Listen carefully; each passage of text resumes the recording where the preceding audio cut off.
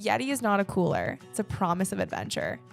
Yeti is a fantastic case study of how a luxury good does not have to be thousands of dollars to win in a category. What made Yeti iconic is they were the first brand to put wheels on a cooler. So these two brothers out of Texas who were like true outdoorsmen, like lived their lives outdoors, and everyone they knew were outdoors people, didn't have a good solution to a cooler. And when you're spending 8 to 10 hours outside, you need something to keep your ice and your food cold.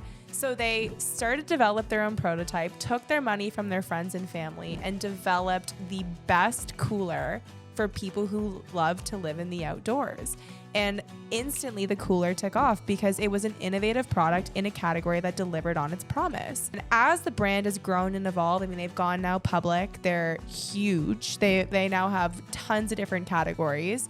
What I love the most is they've never lost sight of their true mission and values. Whenever you go into a Yeti store or you see a Yeti ad or you see a new Yeti product, it makes perfect sense for that brand universe that Yeti has built. And I actually went into a Yeti store in Arizona and I was floored that Yeti had a store, and I had to go in, and I went inside and it was to the nines. The people who worked there looked like they should work there.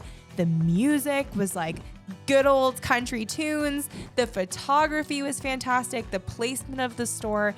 And I left there feeling like I truly wanted way more coolers than I would ever have a need or use for. They focused on only selling in high-end sports outfitters or mom and pop shops, because they understood that the psychology of an outdoors person or a country person will pay for a quality product that works. They don't spend frivolously, but they'll pay for the right, proper quality items. And that's why they avoided Walmarts. They knew that when someone was going to buy a quality product or good, it'd be in those specialty stores. And because they went to those small specialty stores, the store owners and shop workers were true evangelists for the brand. So before they had major marketing and branding budgets, it really was the best cooler. So all the people that worked in those stores were like, hey, look, the Igloo is $40 and this might be $300, but it's the best cooler and it's going to last you 25 years.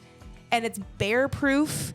It's waterproof. It's got a spot for your beer. It's got a spot for your beer. It's lightning proof.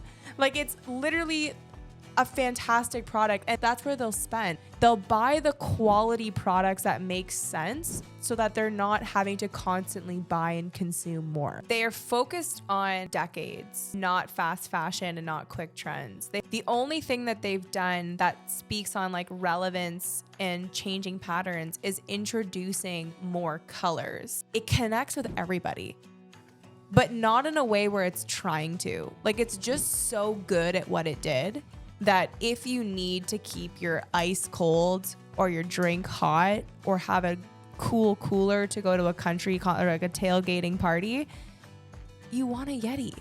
Like, it's like a Kodak. Like, it's that brand that you want in your life that you want to spend on because it's worth it. And it gives you that brand universe you want to be a part of.